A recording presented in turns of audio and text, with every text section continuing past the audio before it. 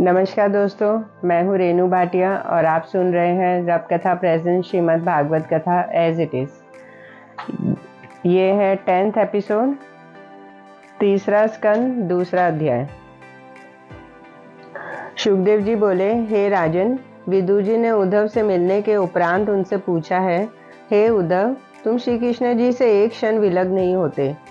आज क्या कारण है जो तुमको अकेले देखता हूँ? कहो मेरे प्यारे प्राण प्यारे श्याम सुंदर, बलराम जी, प्रद्युम्न, अनिरुद्ध, सांब, सूरसेन, वासुदेव, देवकी और अक्रूर आदि सब यदुवंशियों समेत अच्छे हैं। युधिष्ठिर और अर्जुन आदि पांडव, कुंती, द्रौपदी सहित तथा मेरा भाई अंधा धृतराष्ट्र, जिनके बेटे के मुंह में फंसकर अपना नरक जाने का उपाय किया था, सब लोग कुशल से हैं। मैं जानता हूँ कि श्याम सुंदर ने पृथ्वी का बोझ उतारने के वास्ते अवतार लिया और धृतराष्ट्र आदि कौरवों को ज्ञान हर लिया है।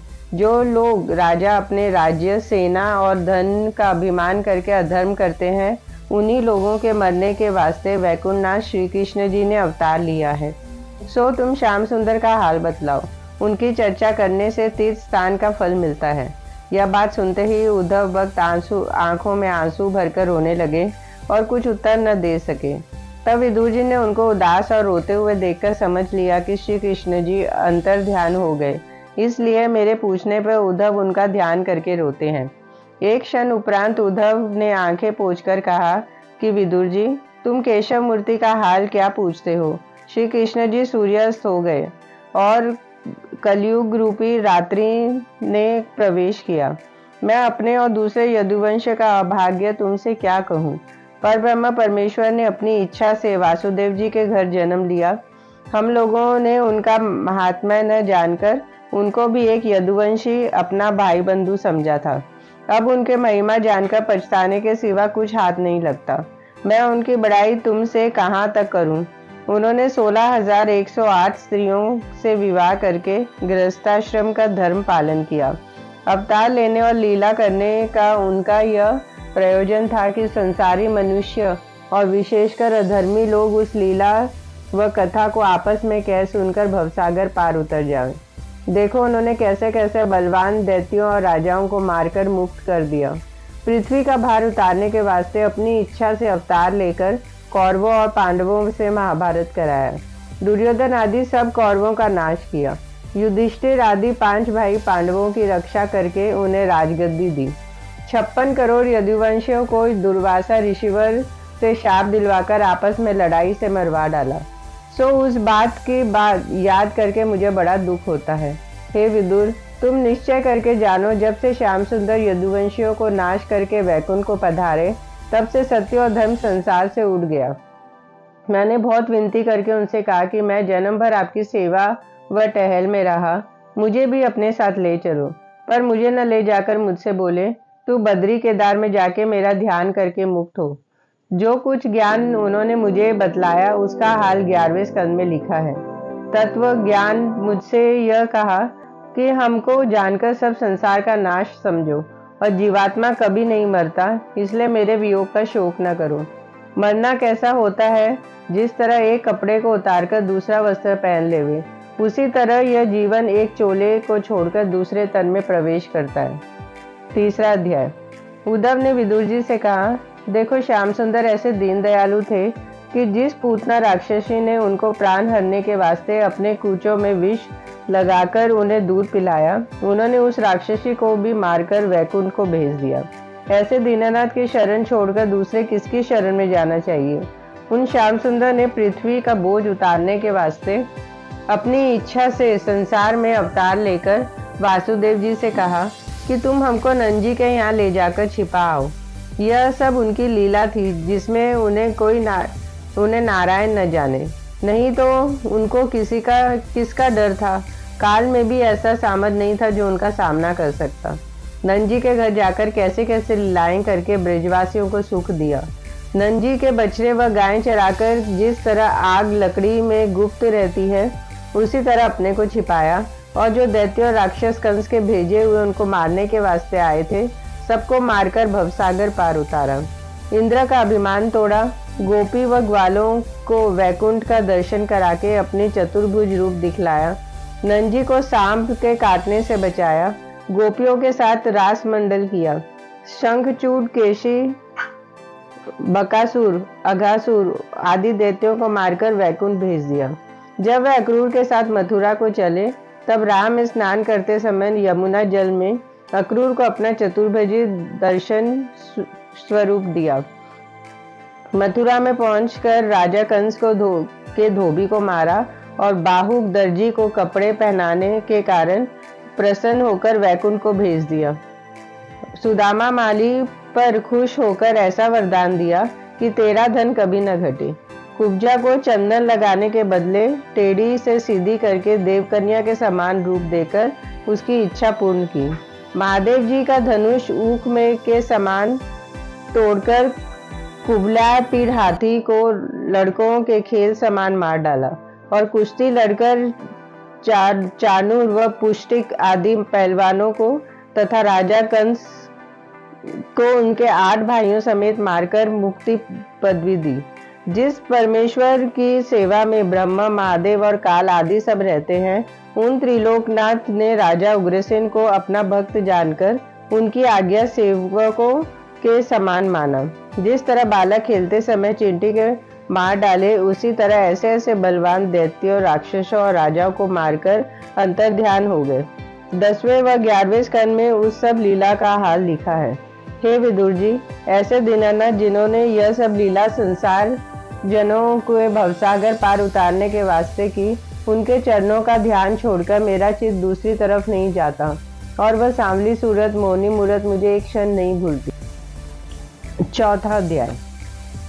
उद्धव ने श्री कृष्ण जी के वियोग में व्याकुल होकर कहा कि हे उद्धव, श्याम सुंदर के ज्ञान सिखलाने से मेरा संसारी माया छूट गया, पर मुझको मुरली मनोहर के वियोग का जितना दुख है वह कहा नहीं जाता। तुमको सुनना हो तो मैत्र ऋषिवर से, जो इस समय वहां पर थे और थोड़े दिनों से में यहाँ आवेंगे, भेंट करके पूछ लेना।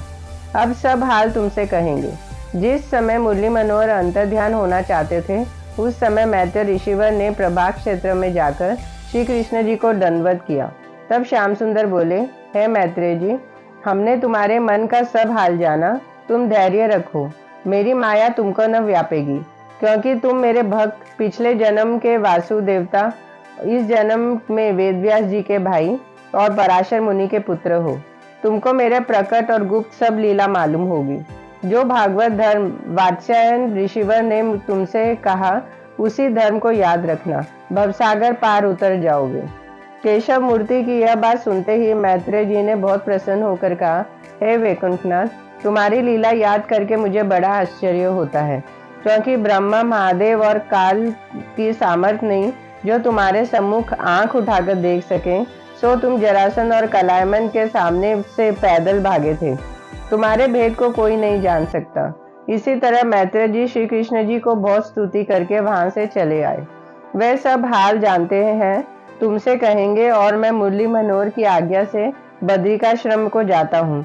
वहां जाकर अपना तन त्याग करूंगा। कदाचित तुम यह कहो कि जब ज्ञान आया तब आंखों में आंसू भरने और शोक करने का क्या कारण है। सो कृष्ण जी की दया और प्रीति याद करने से उनके वियोग का दुख मुझसे एक क्षण नहीं भूलता। उसी ज्ञान के प्राप्त से अब तक मैं जीता हूँ, नहीं तो श्याम सुंदर से बिछुड़ते समय ही मेरे प्राण निकल जाते। सो इतना हाल तुमसे कहता हूँ कि श्याम सुंदर ने पृथ्वी का बोझ उतारने के वास्ते अवतार धारण किया था। उन्होंने बड़े बड़े अधर्मी दैत्यों व राजाओं को मारकर कौरव व पांडवों से महाभारत कराया। जिस सेना में भीष्म पितामह, द्रोणाचार्य और कृपाचार्य आदि बड़े बड़े योद्धा, बुद्धिमान, ज्ञानी, हरिभक्त युद्ध करते थे, उस सेना में 18 अक्षौहिणी दल का नाश करके पृथ्वी का भार उतारा। सो हे विदुर जी, परमेश्वर की इच्छा बलवान है। इतनी कथा सुनकर सूत जी बोले, हे ऋषिवरों, जो लोग परमेश्वर की कथा व कीर्तन में करुणा के स्थान पे रो देते हैं, उनके अनेक जन्म का पाप आंखों की राह से बहकर निकल जाता है। मनुष्य के कल्याण के लिए श्याम सुंदर के अवतार की कथा व लीला सुनने और परमेश्वर के नाम का स्मरण करने के सिवा दूसरा कोई उपाय नहीं है। महाभारत होने के उपरांत श्री कृष्ण जी ने 25 वर्ष तक संसार में रहकर राजा युधिष्ठिर से 2 बार यज्ञ करा के जगत को उनका उनको यश दिया। 5वां अध्याय। सुखदेव जी बोले, हे राजन, उद्धव ने विदुर जी से कहा कि अब तुम मुझे विदा करो तो मैं बद्रिकाश्रम में जाऊं। विदुर ने उद्धव को यह बात सुनते ही आंखों में आंसू भरकर कहा, देखो, श्याम सुंदर ने चंद्रमा के समान संसार में प्रकाश प्रकट करके पृथ्वी का बोझ उतारा और धर्म, गौ व ब्राह्मण की रक्षा करके गोलोक को चले गए। हम लोगों ने अज्ञान व अभाग्य से उनका प्रताप नहीं जाना।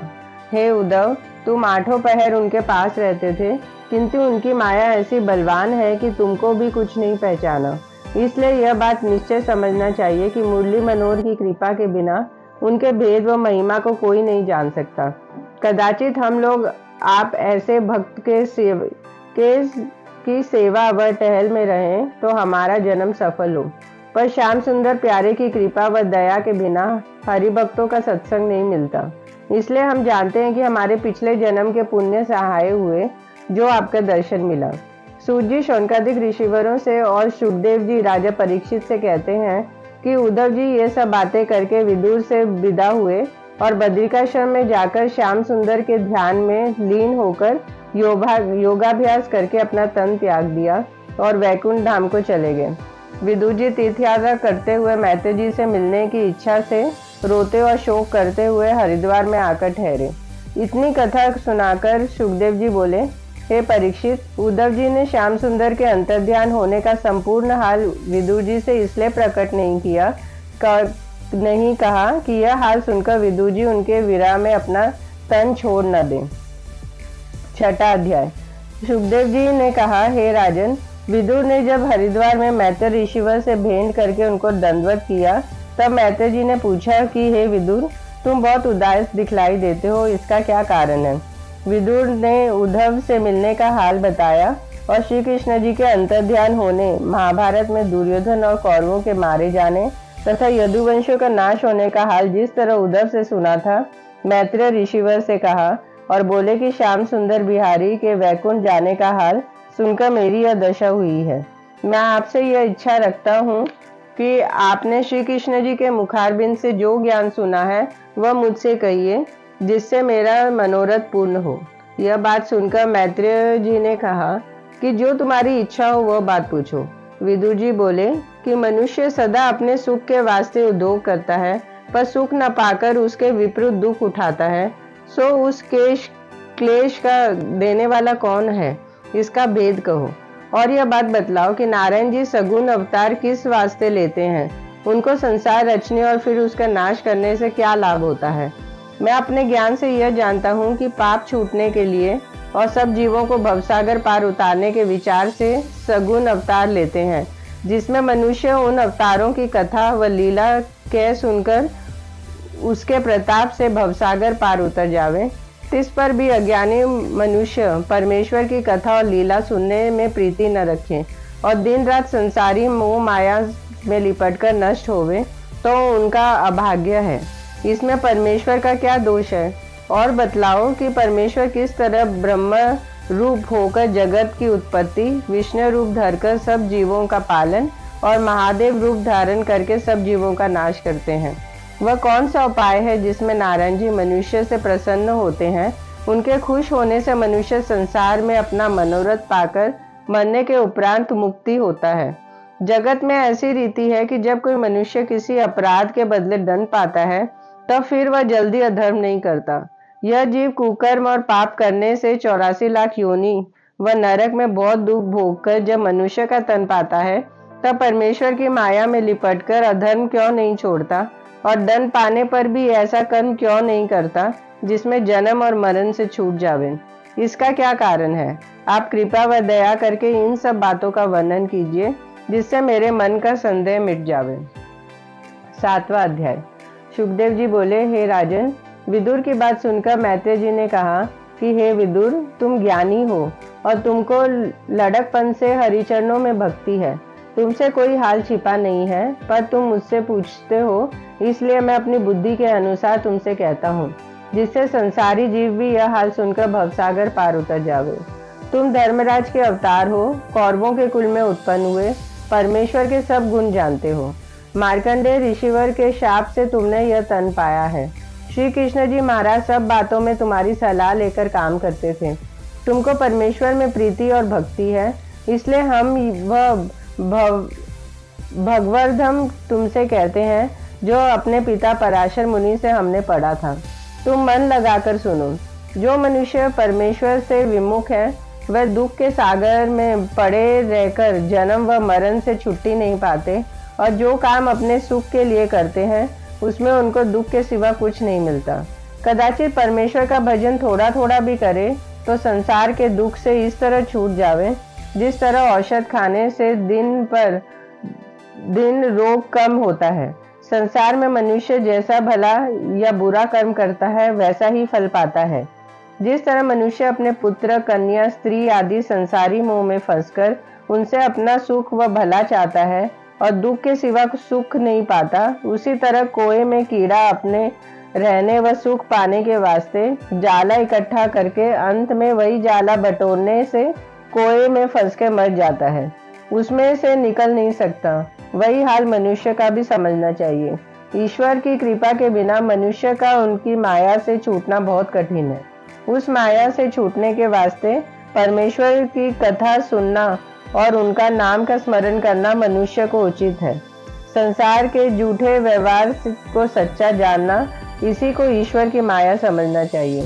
जब मनुष्य इंद्रियों के सुख को छोड़कर अपना मन विरक्त करके परमेश्वर का भजन व स्मरण करे तब उस माया से छूट सकता है। जिस तरह स्वप्न का दुख जागने से नहीं रहता, उसी तरह लोक व परलोक के दुख हरिभजन करने से छूट जाते हैं। संसार की उत्पत्ति इस तरह होती है कि जब उस आदि निरंकार ज्योति को, जिनका रूप कोई नहीं देख सकता, इस बात की इच्छा होती है कि संसार रचकर हम अपने रूप को आप देखें, जिस तरह कोई मनुष्य अपना मुख दर्पण में देखे, तब वह आदि निरंकार पहले एक ज्योति प्रकट करते हैं जिसको आदि पुरुष कहा जाता है। फिर एक महातत्व सबकी बड़ा जड़ उत्पन्न करके उससे 3 गुण सत्व रज तम प्रकट करते हैं। सद्गुणों से देवता के गुण, रजगुणों से 5 तत्व और तमोगुण से पंचभूतात्मा उत्पन्न होती है। उन्हीं 5 तत्वों से मनुष्य का शरीर तैयार होता है। एक एक अंग के एक एक देवता अधिष्ठा से होते हैं। आंख के देवता सूर्य, नाक के अश्विनी कुमार, जिह्वा के वरुण देवता। इसी तरह सब अंगों के देवता का हाल दूसरे स्कंद व 10वें अध्याय में लिखा है। 8वां अध्याय। मैत्रेय जी ने कहा, हे विदुर, जब संसार रचने की ये सब वस्तुएं प्रकट हुई तब सब देवताओं ने संसार के उत्पन्न करने की आज्ञा पाकर उद्योग किया। जब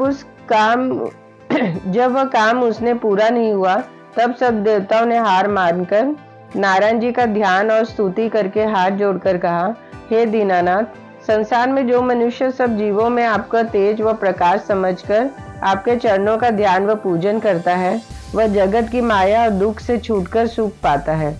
आपकी कथा व लीला सुनने से उनके मन में इस बात का विश्वास होता है कि सबसे श्रेष्ठ और कर्ता धर्ता नारायण जी हैं।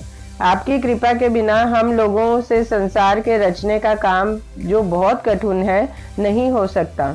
तब उनके स्तुति करने पर आदि निरंकार ने प्रसन्न होकर देवताओं की तरफ जैसे ही कृपा दृष्टि से देखा, वैसे ही 5 तत्व इकट्ठे होकर मांस का पिंड हो गया।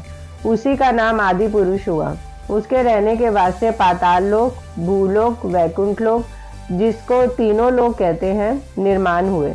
वही पुरुष आंख, कान, हाथ आदि इंद्रियों का मालिक हुआ। उसी पुरुष को विराट रूप कहते हैं। जगत का सब व्यवहार उसी रूप में है। उस पुरुष की नाभि से कमल का एक फूल निकला, जिस फूल में से ब्रह्मा उत्पन्न हुए। उसी पुरुष की दया व कृपा से ब्रह्मा ने अपने मुख से ब्राह्मण, भुजा से क्षत्रिय, जंघा से वैश्य और पैर से शूद्र 4 वर्णों का उत्पन्न किया। 9वां अध्याय। इतनी कथा सुन विदुर जी ने मैत्रेय ऋषिवर से पूछा, महाराज, यह अवतार आदि पुरुष का हुआ, अब दूसरे अवतारों का हाल भी वर्णन कीजिए। यह बात सुनकर मैत्रेय ऋषिवर बोले, हे विदुर, जिस समय महाप्रलय होने से चारों तरफ जलमय होकर कुछ दिखलाई नहीं देता था, उस समय वह आदि पुरुष, जिसका वर्णन ऊपर कर चुका हूँ, शेषनाग की छाती पर शयन करते थे। उनकी नाभि से कमल का एक फूल जिसमें बड़ा प्रकाश था निकला। उस फूल के नाल से ब्रह्मा जी प्रकट होकर उसी फूल पर आ बैठे और यह विचारने लगे कि हमको किसने उत्पन्न किया और यह कमल का फूल किसकी सामर्थ्य से खड़ा है। इसी चिंता में ब्रह्मा उस फूल की नाल पकड़े हुए 1000 वर्ष तक पानी में था लेने के वास्ते चल दिए। जब उस फूल की जड़ उन्होंने न पा सके तब हार मानकर फिर उसी फूल पर आ बैठे। वह इसी चिंता में व्याकुल थे। इसलिए तुम ये समझो कि आदि में सब जीव मूर्ख रहते हैं। पश्चात नारायण जी की कृपा से ज्ञान प्राप्त होता है।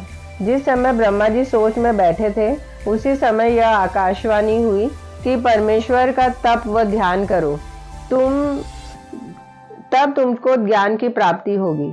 यह आकाशवाणी सुनकर जब ब्रह्मा ने परमेश्वर का स्मरण व ध्यान किया तब ब्रह्मा के हृदय में ज्ञान का प्रकाश हुआ और उन्होंने यह दिखलाई दिया कि एक पुरुष शेषनाग की छाती पर श्याम रूप अति सुंदर चतुर्भुज लक्ष्मी जी समेत सोया है। उसकी नाभि से यह कमल का फूल निकला और हम उस फूल में से उत्पन्न हुए हैं।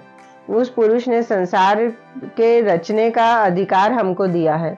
जब ब्रह्मा जी को सब संसारी वस्तुएं उसी पुरुष के रूप में दिखलाई दी तब उन्होंने हाथ जोड़कर यह स्तुति की कि हे त्रिलोकीनाथ, जो मनुष्य आपसे विमुख है उसको कभी सुख प्राप्त नहीं होता।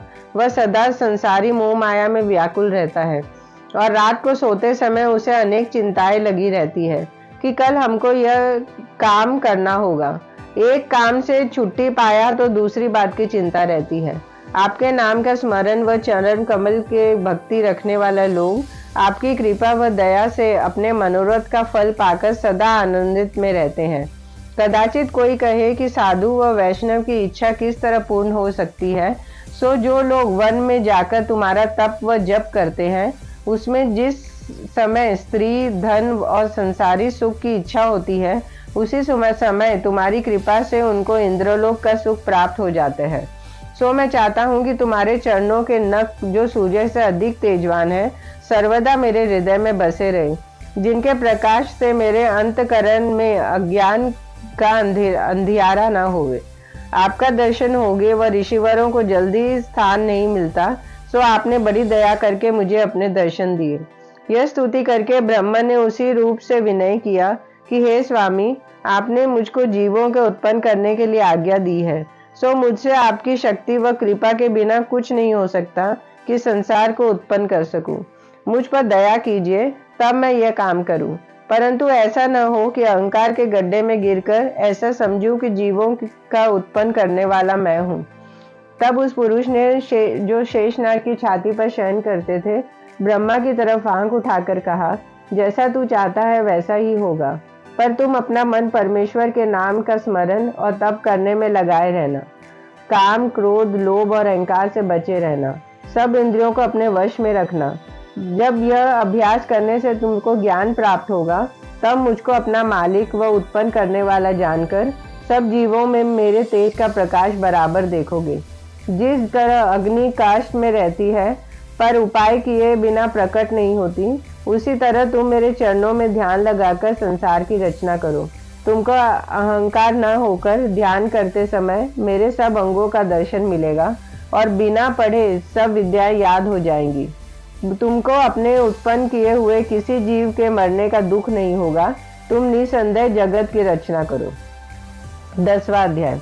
मैत्रेय ऋषिवर बोले, हे विदुर, उस पुरुष ब्रह्मा जी को ध्यान में दर्शन व धैर्य देकर अंतर ध्यान हो गए। ब्रह्मा जी ने उस पुरुष की कृपा दृष्टि से अपने में संसार रचने का सामर्थ्य पाकर जगत की उत्पत्ति करना आरंभ किया। पहले उन्होंने देवताओं को पांचों तत्व समेत, जिसका वर्णन ऊपर हो चुका है, फिर अनेक रंगों के वृक्ष व पशु पक्षी को उत्पन्न किया।